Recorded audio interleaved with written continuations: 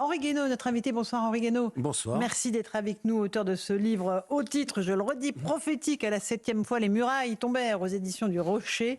On assiste à un Big Bang politique. Elle tombe. Elles tombent, les unes après les autres. C'est vraiment la grande dégringolade. Il y a évidemment un certain nombre d'événements qui se passent à droite. Éric Zemmour, qui sera l'invité de Christine Kelly dans un instant, à 19h. Il y a aussi cette déclaration d'Éric Ciotti aujourd'hui, qui appelle un rassemblement avec le Rassemblement national. Il veut le redressement du pays. On l'a écouté il y a quelques instants. Est-ce que vous êtes surpris, Henri Guénaud, ou pas, par cette décision d'Éric Ciotti ? Alors oui et non, enfin, sous la forme qu'elle prend aujourd'hui, sur la date, etc. Oui, je suis surpris comme beaucoup de gens. Mais si j'ai bien compris, comme beaucoup de dirigeants des Républicains. Voilà. Maintenant, elle est l'issue logique de tout ce qui s'est passé. On a un parti qui est écartelé entre les partisans d'une alliance avec le Rassemblement national et les partisans d'une alliance avec Emmanuel Macron. C'est-à-dire dans les deux cas, la dissolution. DLR. Voilà. Alors, il y a un groupe au milieu, encore, j'espère qu'il grandira et qu'il résistera, qui ne veut ni l'une ni de l'autre, mais quand on n'a rien à dire, et c'est le cas depuis, hélas, des années... Je crains la fin de la phrase. Voilà, quand on a on rien disparaît. On disparaît, oui. On disparaît parce que être obligé de s'allier pour faire quelques sièges au Parlement avec beaucoup plus gros que soi, qu'on a critiqué... allègrement. Que ça soit le Rassemblement national ou Emmanuel Macron, c'est se vouer à la disparition. Enfin, c'est être absorbé par le plus gros que soi. Voilà, mais comme vous le disiez, ça ne date pas d'hier, évidemment. C'est non, ça ne date pas d'hier. Disparition annoncée, programmée, qui se déroule sous nos yeux. C'est la fin de cette histoire qui a commencé avec la création de l'UMP, c'est-à-dire avec la disparition du RPR, d'un grand parti populaire, qui avait une base populaire très large, mais qui mordait aussi sur des grandes pans des classes supérieure, voilà, et qui était ancré dans l'imaginaire collectif des Français, qui avait une histoire et qui, avec l'UMP, a perdu à la fois sa base populaire et son histoire. Voilà. Donc, depuis, alors, tout ça a été masqué parce que Chirac était au pouvoir à l'époque, puis par l'énergie et l'intelligence de Sarkozy, et puis après vous enlevez l'intelligence et l'énergie, il reste cette lente agonie de ce parti. Voilà. C'est la droite républicaine. Mais est-ce qu'au fond les électeurs n'ont pas compris ça depuis bien longtemps? Mais c'est la droite républicaine, c'est ça l'erreur, c'est que on a créé un parti de droite ordinaire. Voilà. Or, ça n'était pas un parti de droite ordinaire, le RPR. C'était un parti gaulliste qui avait des composantes diverses, mais qui avait un ancrage dans l'histoire qui le plaçait au-delà de la droite. D'accord. Mais est-ce que les électeurs, encore une fois, n'ont pas compris ça bien avant tous les théoriciens du monde politique? Est-ce que là, le fait qu'il n'y a plus d'électeurs LR, est-ce que vous pensez qu'il y en a encore? Parce que quand vous n'avez rien à dire, voilà, ils disent la même chose à peu près que le Rassemblement national sur l'immigration, la sécurité, la même chose que Emmanuel Macron sur l'économie, le social. Il n'y a plus personne qui sait pourquoi il va voter pour LR, sinon par habitude, par fidélité. Voilà, mais ça fait... le plus fort, c'est quand même, on fait 7% ils font 7% à l'élection européenne, et ils sont contents parce qu'ils n'ont pas fait 5, quoi. Voilà, mais ça dit beaucoup de choses, si vous voulez. La politique, c'est sérieux, c'est pas juste la course aux places, et on fait une alliance avec un tel ou un tel pour garder des places. Les alliances politiques, elles doivent avoir un sens politique, un sens philosophique, idéologique. Voilà, là quand même, c'était à pile ou face, c'était ou avec Macron ou avec le RN, voilà. Alors, c'est pas les mêmes, mais... Oui.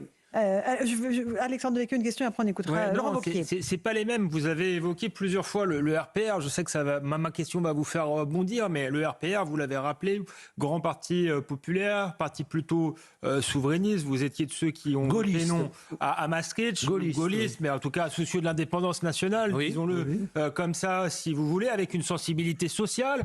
Est-ce que ce que je décris là ressemble pas au RN? Alors peut-être le RN, c'est une version dévaluée. du RPR, mais est-ce que votre place, finalement, c'est pas être aux côtés du RN? En tout cas, moi, dans un gouvernement RN avec Henri Guénaud, je serais plus rassuré que sans Henri Guénaud. Henri Guénaud. Non, alors ma place, elle est pas au RN. Tout ça c'était très habile, hein, voilà. Mais non, je veux dire, moi, je ne considère pas que le RN soit un parti fasciste, nazi, tout ça est ridicule ou raciste. Hein, ce parti l'a été. Hein, oui, il a une histoire différente. Voilà, il a une histoire, mais sa métamorphose, elle est évidente, et vous ne pouvez pas traiter un tiers des électeurs de racistes, de nazis, un tas de gens, de braves gens qui votent pour le Rassemblement national, soit parce que ils ont le sentiment qu'on ne les oublie pas, qu'on ne les méprise pas, soit par colère. Là, je pense que dans l'élection qui vient de se dérouler, il y avait le sentiment d'avoir trouvé l'instrument d'une colère, voilà, d'expression d'une colère. Mais tout ça, c'est ça qui me frappe d'ailleurs dans les réactions aujourd'hui, et notamment chez mes amis de LR, là, c'est que ça me rappelle quelque chose ça me rappelle la campagne de 95. Quand Édouard Balladur annonce sa candidature, il l'annonce à Matignon, sous les ordres de Matignon, et puis il dit, depuis 2 ans, nous avons bien travaillé, ça va mieux. Réponse des gens, ah oui, pour lui, ça va. Voilà. Et Chirac, qu'on a arrivé à convaincre d'aller sur la fracture sociale et non pas de faire du sous Balladur ou du sous Juppé, il dit, bah, ça va pas, il y a la fracture sociale. Et les gens disent, ah bah, au moins, il y en a un qui a compris qu'on n'allait pas bien. Mais c'est déjà énorme, si vous voulez. Et c'est ce qui se passe là en ce moment, Henri Guénaud. Vous voyez bien, moi je suis frappé. Je ne vais pas disserter sur la décision d'Éric Ciotti. Il a pris cette décision. Ils sont tous en train de s'écharper. Mais je suis frappé par les réactions. C'est-à-dire que des réactions outrées. Alors, je passe sur, il ne nous a pas prévenu, ça c'est leur problème. Mais il y a quelque chose. Ils ne se rendent pas compte que en ce moment, ça donne le sentiment en modèle réduit, ce sentiment qui étreint une partie de la société française, de la lutte presque de classe entre les élites, les notables et puis le peuple. Alors c'est le peuple, on va appeler ça le peuple de droite, hein, moi je déteste ces expressions, mais là il y a une rupture et la façon de réagir, elle est de toute façon pas la bonne. Parce que des notables d'un côté, le peuple des militants, le peuple des sympathisants, encore une fois, le peuple qui se serre la ceinture pendant que les élites se déchirent. Voilà, et donc il y a dans l'image, pas seulement dans la décision qui est prise, mais dans la façon dont on réagit, avec les sous-entendus que tous les gens qui votent pas comme il faut sont des racistes et des nazis. C'est pas la bonne façon de réagir. Le problème de LR, c'est de savoir s'il peut, si sur ces ruines, on peut rebâtir le RPR et avoir quelque chose à dire aux gens. Enfin, on l'a vu au moment de la réforme des retraites, par exemple. Ils avaient l'occasion de prendre une position, de se repositionner socialement. Non.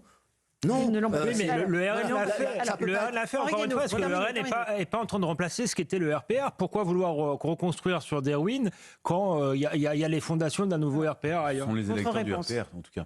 Mais il y en a plus, ils sont les électeurs, vous savez, ça se récupère des électeurs. Il y en a plus. Oui, mais il y en a plus. Il suffit d'avoir quelque chose à leur dire. Voilà. Disons que je préfère leur dire ce que j'ai envie de leur dire plutôt que de laisser les autres. Henri Guénaud, une question sur Emmanuel Macron, sur cette annonce de dissolution. Là, pour le coup, c'est une prise de risque maximum pour vous. C'est pas une prise de risque, c'est une réaction. C'est une réaction presque hallucinante. Alors, moi, quand on donne la parole au peuple, je suis heureux. Je comprends aussi que le peuple soit content de la saisir. Mais enfin, la dissolution, c'est pas fait pour soigner les blessures d'orgueil du président de la République ou pour être une situation de confort. Chirac l'a fait en 97 pour avoir un peu plus de députés. Enfin, on l'a convaincu. On a vu le résultat. De dissoudre. Le résultat, vous le connaissez, 50 cohabitations. Bon, là, il n'y avait pas de raison. La dissolution, il y a des raisons. Elle est là pour résoudre des vraies crises. Elle est là en 62 pour De Gaulle, parce que le Parlement a renversé le gouvernement Pompidou. Elle est là en 68 pour essayer de sortir d'une crise qui est quand même majeure, qui est une grande crise. Hein, c'est pas très profond, très grave. Mais chaque fois qu'on utilise comme ça ne fonctionne pas. Ça se retourne contre celui qui l'a fait. Mais là, le problème, c'est que ça ne va pas se retourner simplement contre le président de la République, qui après tout peut rester encore 3 ans. Ça se retourne contre le pays, contre les gens. Mais pourquoi ? Parce qu'on on a ouvert une ère de désordre absolu qui va déboucher sur beaucoup de violence. Vous savez, vous connaissez mon obsession, c'est que si la société continue sur cette pente, on va aller vers beaucoup de violence, parce que les sociétés trop divisées finissent toujours par essayer de rétablir leur unité par la violence. Bon, là, il a accéléré le processus. Imaginez, le Rassemblement national gagne. Alors là aussi, le Rassemblement national qui a demandé lui-même la dissolution en pensant qu'elle n'arriverait jamais et qui se retrouve piégé par cette dissolution, parce que s'ils gagnent, s'ils ont la majorité absolue, le 7 juillet, voilà. Peut-être avec la pointe des députés LR qui auront signé l'accord, on va envoyer au gouvernement. Alors déjà qui ? Marine Le Pen, Jordan Bardella, avec le président de la République qui est décidé, qui sera le grand résistant contre le fascisme, supposé fascisme. Et puis quand ils vont faire dans les circonstances actuelles. Alors justement, moi, vous ne pouvez pas faire un référendum sans le président. Vous ne pouvez jamais faire trancher par le peuple. On ne peut pas dire référendum sur l'immigration. Le président dira non. Le président, c'est lui qui décide. C'est sur proposition du gouvernement, mais c'est lui qui décide. Le référendum, il ne peut pas être convoqué ni après avec l'article 89, ni avec l'article 11, par le gouvernement tout seul. Et puis, il va y avoir le Conseil constitutionnel qui va éplucher chacun. Vous allez voir, les institutions vont résister, vont entrer en résistance donc le pays sera bloqué. Fascisme. Donc, ils ne vont pas pouvoir, de toute façon. Alors, je ne sais pas si en pouvant, ils feraient, mais en tout cas, là, donc ça ne va pas marcher. Chaque fois qu'ils essaieront de passer en force, il y aura dans la rue des centaines de milliers de gens qui crieront que, vous savez, comme on a fait, alors je ne compare pas du tout le général de Gaulle, pardon, à Marine Le Pen, mais ça, c'est assez classique. En 58, c'est le fascisme ne passera pas quand de Gaulle revient. En 68, c'est CRS-SS. Bon, on va avoir, mais et avec, vous voyez bien, ça se polarise, parce que si vous faites un bloc d'un côté RN plus LR, etc., forcément vous avez un bloc de l'autre. Il va pratiquement être impossible d'avoir beaucoup de dissidents à gauche de l'accord de la gauche, parce que l'enjeu, c'est que le fascisme ne passe pas. Vous voyez, on a tellement dramatisé et le président a tort de penser qu'il peut trouver une voie politique en dressant les gens les uns contre les autres, les blocs les uns contre les autres. C'est ce qu'on fait depuis 2017. Voilà. Et ça, là, le contexte est tel, et ce qu'il a créé avec cette dissolution, qui encore une fois, c'est bien que le peuple s'exprime, mais il faut voir sur quoi ça va déboucher. Ça va déboucher sur la violence. Je vous en fais le pari. Alors, Louis Dragnel, une question à Henri Guénaud, vous avez un petit peu répondu à ma question, parce que je voulais vous poser cette question. C'est-à-dire que les Français ont connu déjà la cohabitation à 5 reprises, et puis il y a eu la cohabitation en 97. Mais là, il y a quand même une immense différence de situation et de contexte. Différence de situation, parce qu'à l'époque, gauche et droite avaient quand même l'habitude de travailler ensemble à l'Assemblée nationale, alors que là, c'est la haine absolue, tout est à couteau tiré, c'est des gens qui ne se connaissent pas, qui n'ont pas du tout la même pratique politique. Et ensuite, l'Assemblée nationale, avec une majorité qui sera sans doute relative, voire très relative. La question que je voulais vous poser, vous qui avez ça, c'est la deuxième hypothèse, parce que la majorité relative, ce sera un gouvernement, un gouvernement. Voilà, mais vous qui avez été conseiller spécial d'un président de la République, je voulais vous poser la question dans l'autre sens par rapport à votre réponse. Qu'est-ce que peut faire un Premier ministre par rapport au président ? Mais dans les circonstances actuelles... Quel est son pouvoir ? Dans les circonstances normales, il a tous les pouvoirs pour gouverner, à l'exception de ceux du président de la République, mais quand vous avez des hommes d'État, Mitterrand a très bien géré la première cohabitation, il a bien défini le rôle. C'était pas le RN, en fait. Voilà, mais justement, là, vous êtes dans un moment politique et dans un moment social où la société est à cran, où la radicalisation, la polarisation est considérable, et avec un président qui, hélas, a joué ce jeu de la polarisation. Voilà. Mais je reviens un instant sur LR.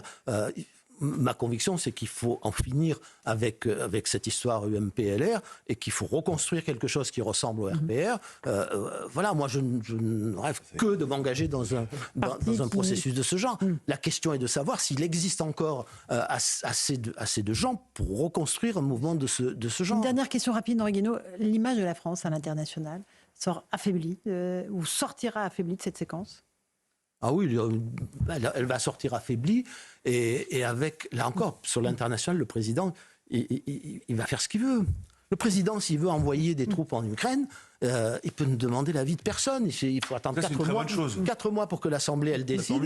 Et c'est trop tard. C'est la force de la Ve République, ça. Mais c'est la force... Alors, c'est la force de la Ve Heureusement République. qu'on n'est pas comme en Allemagne. Quand on gouverne avec discernement, Ah oui, mais quand on a conscience que le rôle du président de la République, le premier rôle, c'est celui de l'unité du pays. Et ensuite de l'indépendance, mais de l'unité du pays. Voilà. Et quand on joue les factions les unes contre les autres, ou quand on gouverne au nom d'une faction, alors c'est vrai pour la droite, pour la gauche, ou pour le macronisme, en fait, on trahit les devoirs de sa charge, si vous voulez.